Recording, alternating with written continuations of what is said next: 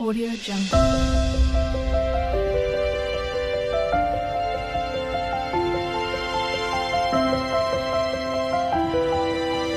Audio Jungle. Hello, कैसे हैं बच्चों? आई होप मस्त होंगे, बिंदास होंगे, क्योंकि हम लोगों की ये धातु और अधातु की पहली क्लास होने वाली है। अभी हमने पिछले वीडियो में धातु और अधातु में बेसिक अंतरों में क्या किया था, डिस्कस किया था। ये हमारी क्लास 20 नंबर की होने वाली है और ये 20 नंबर आपको आपके पेपरों में किसी न किसी रूप में ज़रूर देखने को मिलेंगे। तो आइए शुरू करते हैं। आज का हमारा पहला क्वेश्चन है जिसमें पूछा गया है कि यदि वर्तमान में प्रकृति में 118 तत्व हैं, यानी कि हमारी जो प्रकृति है वो आवर्त सारणी आप जब देखेंगे, हम बात जब आवर्त सारणी की करेंगे तो उसमें कितने तत्व हैं? 118 तत्वों को शामिल किया गया है, जिसमें कि पूछा है कि उसमें से कितने तत्व धातु हैं, यानी कि कितने तत्व मेटल्स होंगे। क्या होंगे? मेटल्स होंगे।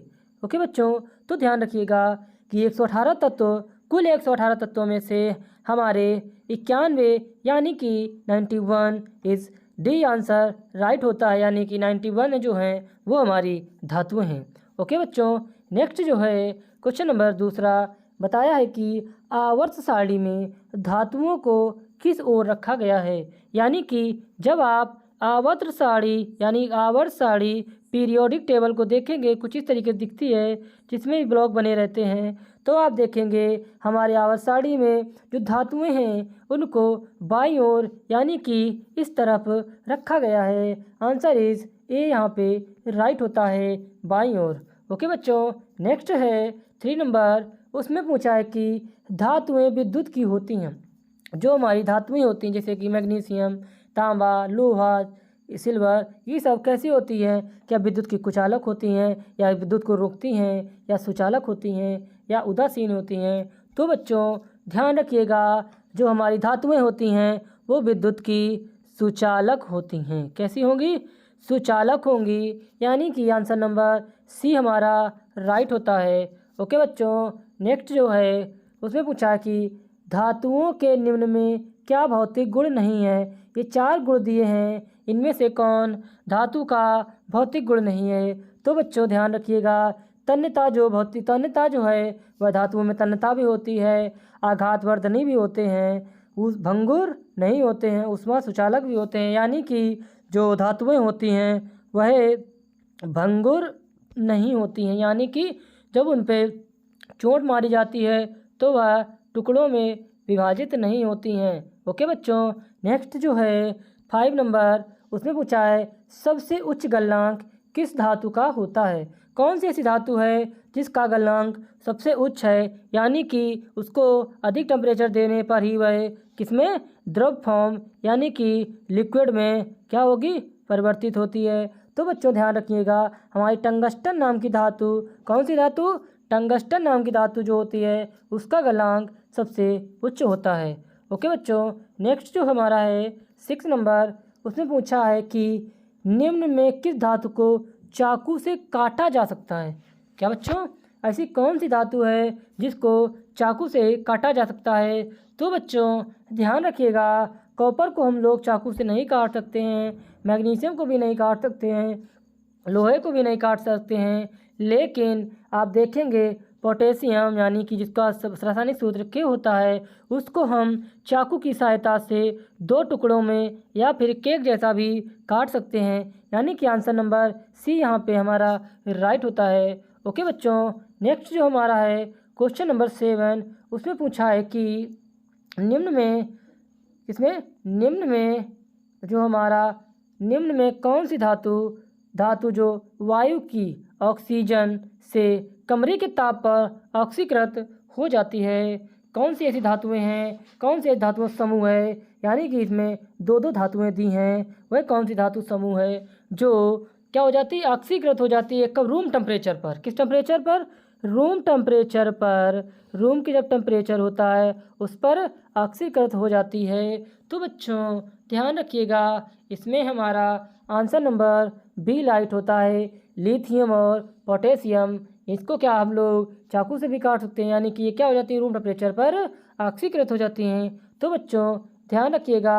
नेक्स्ट जो हमारा है क्वेश्चन नंबर 8, उसमें पूछा है कि जो धातुएं होती हैं हमारी, धातुओं के ऑक्साइड की प्रकृति कैसी होती है। जब बात प्रकृति की आएगी तो उसमें हम लोग देखेंगे कि वो अम्लीय होती हैं या क्षारीय होती हैं। तो बच्चों ध्यान रखनी है कि जितनी भी धातुओं के ऑक्साइड होते हैं, जितने भी मेटल के क्या होते हैं, मेटल के ऑक्साइड होते हैं, वो सभी क्षारीय होते हैं। कैसे होते हैं वो बच्चों? क्षारीय होंगे। यानी कि आंसर नंबर ए हमारा राइट होता है।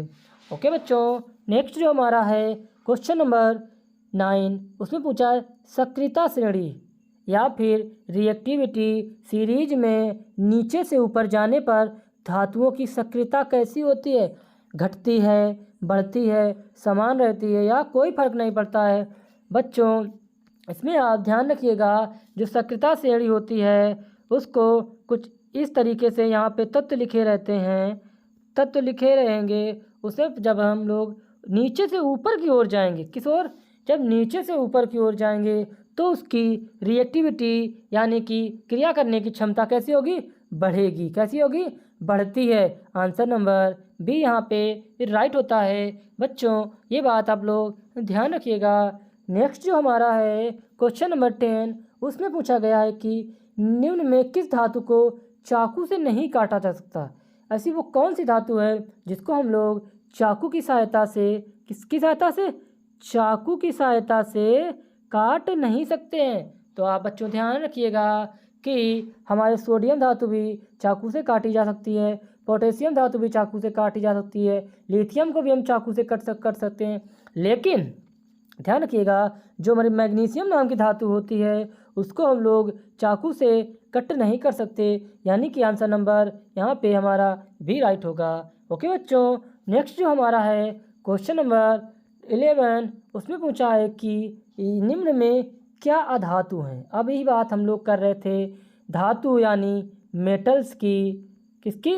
मेटल्स की। अब हम लोग बात करेंगे नॉन मेटल्स की, यानी कि जो अधातु होती हैं। क्या होती हैं? अधातु होती हैं जो हमें ठोस तो दिखाई देती हैं पर उसमें किसी प्रकार की तन्यता, आघातवर्धिनी, चमक नहीं पाई जाती है। ऐसी वह तत्वों को हम लोग अधातु की श्रेणी में रखते हैं। तो बच्चों ध्यान रखिएगा कि निम्न में पूछा, निम्न में क्या अधातु है? कौन सी चार ये जो दिए हैं इसमें क्या क्या अधातु है? एल्युमिनियम हमारी धातु होती है, कॉपर भी हमारा धातु होता है, Fe यानी कि लोहा भी धातु होता है। लेकिन यहाँ पे आप ध्यान से देखेंगे जो बेरियम नाम की धातु तत्व है यह हमारा क्या है? अधातु है। क्या बच्चों? यह हमारा अधातु है। क्या हो जाएगा? यह हमारा अधातु हो जाएगा। ओके बच्चों, नेक्स्ट जो हमारा है क्वेश्चन नंबर 12, उसमें पूछा है कि निम्न में क्या अधातु नहीं है। मतलब उसमें पूछा धातु है, इसमें पूछा अधातु नहीं है, यानी कि वो जो अधातु नहीं होंगी वह धातु होंगी। बच्चों ध्यान रखिएगा, कार्बन हमारा अधातु होता है, बेरियम भी अधातु होता है, लेकिन एल्यूमिनियम Au ये हमारा क्या होता है? यह हमारा धातु होता है। क्या होता है? यह हमारा धातु होता है जिसको Au बोलते हैं। ये क्या होता है? धातु होता है। क्लोरीन भी अधातु होती है। यानी कि आप लोग ध्यान रखिएगा आंसर नंबर यहाँ सी राइट होता है। Au क्या होती है? यह एक प्रकार की धातु होती है। ओके बच्चों, नेक्स्ट जो हमारा है 13 नंबर, उसे पूछा है निम्न में क्या अधातु का गुण है। मतलब ये चार जो गुण दिए हैं अधातु का कौन सा गुण इसमें है? चमक जो है अधातुओं में की कोई चमक नहीं होती। चमक की बात करेंगे अधातु की कोई चमक नहीं होती। तन्यता मतलब धातु को बढ़ाकर लंबा नहीं किया जा सकता। कोई धातु है यदि उसे चोट मारेंगे तो वह टूट जाएगी। विद्युत की सुचालक, कोई भी धातु ग्रेफाइट को छोड़कर कोई भी धातु विद्युत का सुचालन या चालन नहीं करती है। ये बात भी आप लोग ध्यान रखिएगा। जो अधातु का गुण होता है वह भंगुर होती हैं। कैसी होती हैं? उनमें भंगुरता पाई जाती है। यानी कि यदि कोई ठोस धातु है, अधातु है, जब उस पर हम लोग हथौड़े से वार करेंगे तो वह दो से अधिक टुकड़ों में टूट जाएगी। यानी कि उसके अंदर क्या होगी? वह भंगुर होगी। नेक्स्ट जो हमारा है 14 नंबर, उसमें पूछा है कि किसी भी परमाणु की, कोई भी परमाणु है उसकी पहली कक्षा में कितने इलेक्ट्रॉन होते हैं। हम लोग क्या करते हैं K L M N नाम की जो कक्षाएं होती हैं, क्या होती हैं, कक्षाएं होती हैं, इनको अलग अलग से हम लोग क्या देते हैं, इलेक्ट्रॉन देते हैं। पहली कक्षा में 2, फिर दूसरी में 8, फिर 8, फिर 18। तो बच्चों ध्यान रखिएगा, पहली कक्षा की बात करेंगे तो पहली कक्षा में हमारे कितने इलेक्ट्रॉन, 2 इलेक्ट्रॉन होते हैं। कितने इलेक्ट्रॉन होते हैं, 2 होते हैं। ध्यान रखिएगा किसी भी परमाणु की पहली कक्षा में सिर्फ और सिर्फ 2 इलेक्ट्रॉन होते हैं, यानी कि आंसर नंबर सी हमारा राइट होता है। ओके बच्चों, नेक्स्ट जो है पूछा है कि किस तत्व की परमाणु संख्या 1 होती है।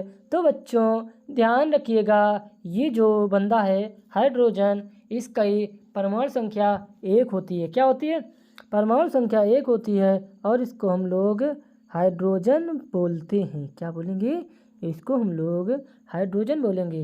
यानी कि जो हमारा ये हाइड्रोजन होता है इसकी परमाणु संख्या कितनी होगी, 1 होगी। यही एकमात्र तत्व होता है जिसकी परमाणु संख्या 1 होती है और यह कभी क्या नहीं होता है, स्थायित्व नहीं होता है। यह स्वतंत्र रूप से, किस रूप में, यह कभी स्वतंत्र नहीं रह सकता, क्योंकि हमने पढ़ा है कि हर तत्व अपनी कक्षा को पूरा करने के लिए किसी दूसरी कक्षा तत्व से क्या करता है, सहबंध बना के अपनी कक्षा को पूर्ण कर लेता है। यानी कि हाइड्रोजन कभी स्वतंत्र रूप में नहीं रह सकता है। ये बात भी आप लोग ध्यान रखिएगा। ओके बच्चों, नेक्स्ट जो है पूछा है अक्रिय गैसों के बाह्यतम कोश में कितने इलेक्ट्रॉन होते हैं। अब बच्चों ध्यान रखिएगा कि जो चीज़ अक्रिय होगी यानी कि वह क्रिया नहीं करेगी, इसका मतलब उसकी जो कक्षाएं होंगी वह कैसी होंगी, फुल होंगी। कैसी होंगी, जो कक्षाएं होंगी फुल होंगी, यानी वो ना तो लेंगी कुछ ना तो देंगी, ना लेना उनका ना देना उनका, समझ गए, ना लेंगी ना तो देंगी। यानी कि उनके बाह्यतम कक्षा में 8 इलेक्ट्रॉन होते हैं। कितने इलेक्ट्रॉन होते हैं, 8 इलेक्ट्रॉन होते हैं। यानी कि आंसर नंबर बी हमारा इसका राइट होता है। 16 नंबर का बी राइट हो जाएगा। ओके बच्चों, नेक्स्ट जो हमारा है क्वेश्चन नंबर 17, हीलियम कैसी गैस है। हीलियम जो है कैसी गैस है, इसके बाद हमको उसमें कितने इलेक्ट्रॉन होते हैं। बच्चों ये ध्यान रखिएगा कि जो हीलियम एक होती है इसको He बोलते हैं, He बोलेंगे। हीलियम जो होती है गैस, यह हमारी अक्रिय गैस होती है।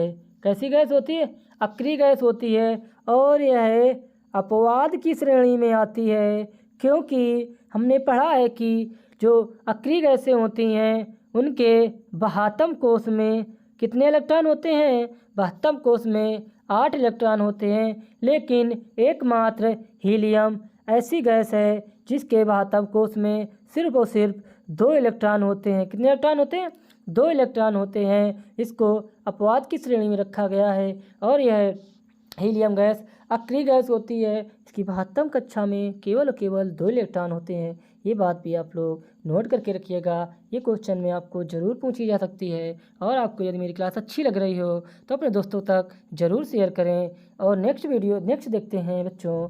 18 नंबर में पूछा है कि एल्यूमिनियम का सही इलेक्ट्रॉनिक विन्यास कौन सा रूप है। यानी कि जब एल्यूमिनियम का हम लोग इलेक्ट्रॉनिक विन्यास करेंगे तो उसका सही रूप क्या हो जाएगा। तो बच्चों ध्यान रखिएगा, जो एल्यूमिनियम होता है इसका परमाणु क्रमांक हमारा हो जाएगा 13। क्या हो जाएगा, 13 हो जाएगा।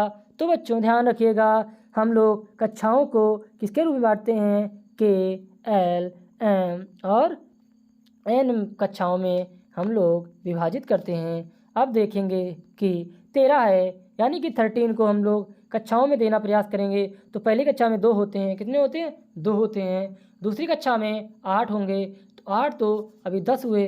कितने शेष बचे, शेष हमारे 3 बचे।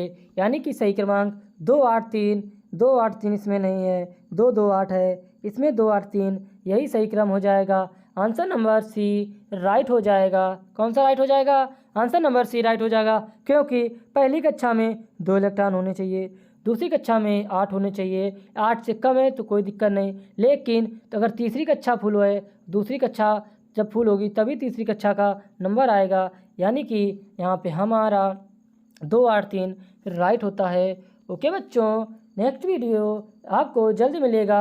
ये वीडियो आप जल्द से जल्द कंप्लीट करते रहें, क्योंकि बोर्ड परीक्षा बहुत जल्द आने वाली हैं और नेक्स्ट देखेंगे कि इलेक्ट्रॉनिक विन्यास का सही क्रम क्या होता है। अभी हम लोगों ने बात की कि कक्षाओं को KL, M और किसमें N में बांटा गया है, यानी कि कक्षाओं को कुछ हम लोग इस प्रकार से बांटते हैं। यानी कि पहली कक्षा में हम लोग कितने इलेक्ट्रॉन दे सकते हैं, पहली कक्षा में 2 इलेक्ट्रॉन रखेंगे, दूसरी कक्षा में 8 रखेंगे, तीसरी में भी 8 रखेंगे, उसके बाद 18 रख सकते हैं।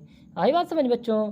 तो अब देखेंगे कि ये वाला क्रम हमें किस ऑप्शन में दिख रहा है, 2, 8, 8।